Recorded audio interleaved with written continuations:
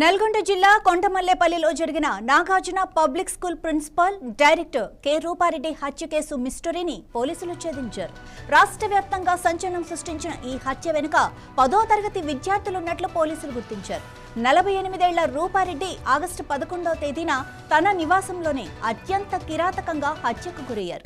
ఆమె శరీరంపై దాదాపు 27 కత్తిపోట్లున్నట్లు గుర్తించారు. నిందితులు ఎలాంటి క్లూ ఇవ్వకపోవడంతో కేసు దర్యాప్తు పోలీసులకు సవాల్గా నిలిచింది. ప్రత్యేక బృందాలతో అన్ని కోణాల్లో దర్యాప్తు చేసిన పోలీసులు 80 మందిని విచారించారు. చివరికి హత్యకు పాల్పడిన ఇద్దరు 10వ తరగతి విద్యార్థులు వంశీ, అనిల్ను గుర్తించారు. నిందితులైన విద్యార్థులు పిల్యా తండా, పుల్సింగ్ తండాకు చెందినవారని తెలుస్తోంది.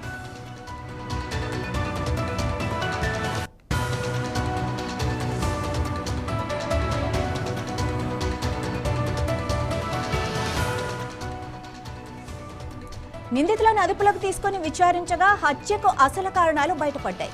ప్రాథమిక నివేదికల ప్రకారం దొంగతనం కోసమే హత్య జరిగినట్లు పోలీసులు చెబుతున్నారు. 4 లక్షల రూపాయలు చోరీకి గురైనట్లు సమాచారం. గంజాయికి బానిసలైన విద్యార్థులు విలాసాలకు డబ్బు కోసమే ఈ ఘాతుకానికి పాల్పడినట్లుగా వెల్లడైంది. హత్య జరిగిన తర్వాత విద్యార్థులు గోవాకు పారిపోయినట్లు గుర్తించారు. నల్గొండ జిల్లా ఎస్పీ శరత్ చంద్ర పవార్ పర్యవేక్షణలో ఈ కేసు దర్యాప్తు సాగింది. ప్రత్యేక బృందాల కృషి ఫలితంగా మైనర్ విద్యార్థుల అరెస్టుతో కేసు కొలుక్కొచ్చింది.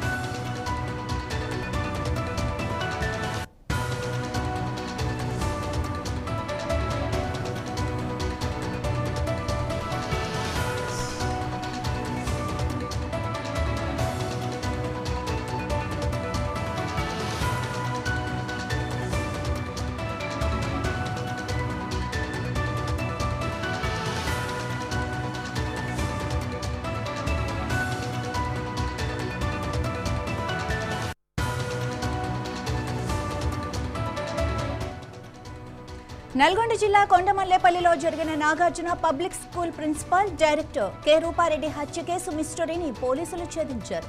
రాష్ట్ర వ్యాప్తంగా సంచలనం సృష్టించిన ఈ హత్య వెనుక 10వ తరగతి విద్యార్థులున్నట్లు పోలీసులు గుర్తించారు. 48 ఏళ్ల రూపారెడ్డి ఆగస్టు 11వ తేదీన తన నివాసంలోనే అత్యంత కిరాతకంగా హత్యకు గురయ్యారు. ఆమె శరీరంపై దాదాపు 27 కత్తిపోట్లున్నట్లు గుర్తించారు. నిందితులు ఎలాంటి క్లూ ఇవ్వకపోవడంతో కేసు దర్యాప్తు పోలీసులకు సవాల్గా నిలిచింది.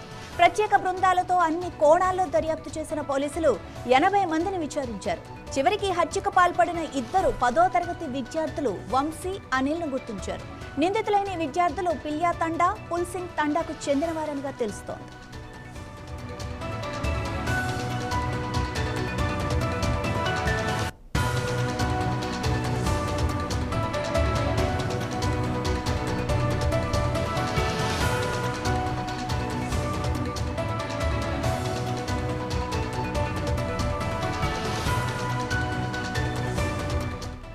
నిందితులను అదుపులోకి తీసుకుని విచారించగా హత్యకు అసలు కారణాలు బయటపడ్డాయి. ప్రాథమిక నివేదికల ప్రకారం దొంగతనం కోసమే ఈ హత్య జరిగినట్లుగా పోలీసులు చెబుతున్నారు.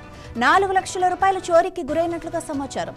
గంజాయికి బానిసైన విద్యార్థులు విలాసాలకు డబ్బు కోసమే ఈ ఘాతుకానికి పాల్పడినట్లుగా తెలుస్తోంది. హత్య జరిగిన తర్వాత విద్యార్థులు గోవాకు పారిపోయినట్లు గుర్తించారు. నల్గొండ జిల్లా ఎస్పీ శరత్ చంద్ర పవార్ పర్యవేక్షణలో ఈ కేసు దర్యాప్తు సాగింది. ప్రత్యేక బృందాల కృషి ఫలితంగా మైనర్ విద్యార్థుల అరెస్టుతో కేసు కొలుక్కొచ్చింది.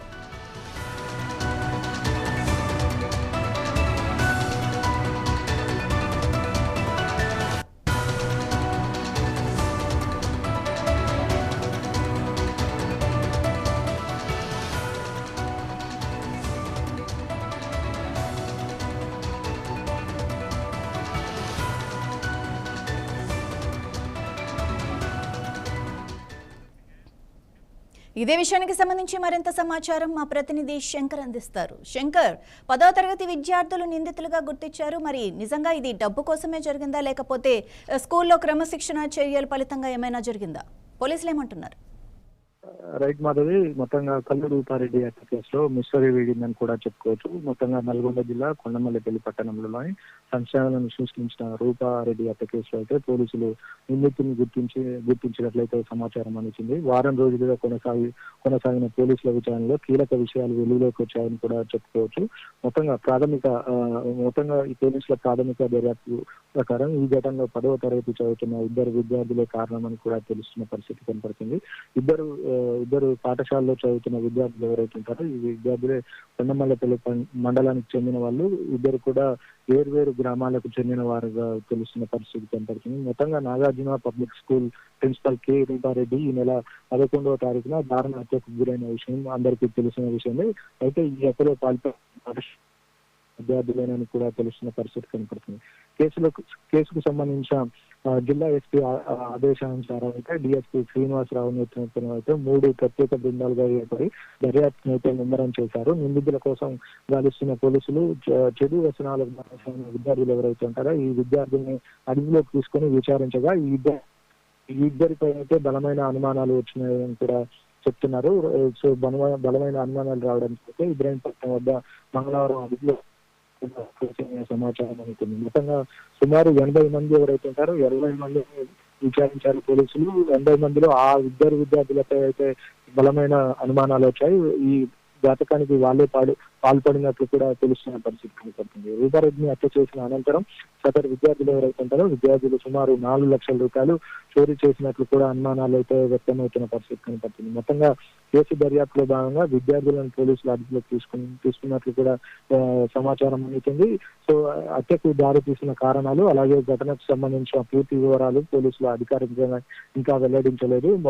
మొత్తంగా ఈ రూపారెడ్డి హత్య కేసులో ఏదైతే ఉంటుందో విద్యార్థులే హత్య చేసినట్లు కూడా ప్రాథమిక విచారణలో తెలుస్తున్న పరిస్థితి. వాళ్ళ మీద ప్రధానంగా 80 మందిని ఎంక్వైరీ చేశారు, 80 మందిని విచారించారు. 80 మందిలో ఈ ఇద్దరి మీదనే బలమైన అనుమానాలు వచ్చినట్లు కూడా తెలుస్తుంది. వీళ్ళని ఇబ్రాహీంపట్నంలో వీళ్ళని అదుపులోకి తీసుకున్నట్లు కూడా విశ్వసనీయ సమాచారం అందుతున్న పరిస్థితి అయితే కనపడుతుంది. మొత్తంగా చెడు వ్యసనాలు ఏవైతే ఉంటాయో చెడు వ్యసనాలు మద్యానికి బానిసైన విద్యార్థులే ఈ హత్యకు పాల్పడ్డారని కూడా తెలుస్తుంది. సీసీ కెమెరాలు మనం కష్టంగా తీసుకోవచ్చు. ఆ విద్యార్థి అంటే చిన్న ఏజ్ విద్యార్థులు ఉన్న వాళ్ళే ఆ సీసీ కెమెరా కనపడ్డ పరిస్థితి కనపడుతుంది. ఆ పారిగోడ ఉంటుందో పారిగోడ దుక్కి మరి లోపలికి వెళ్ళి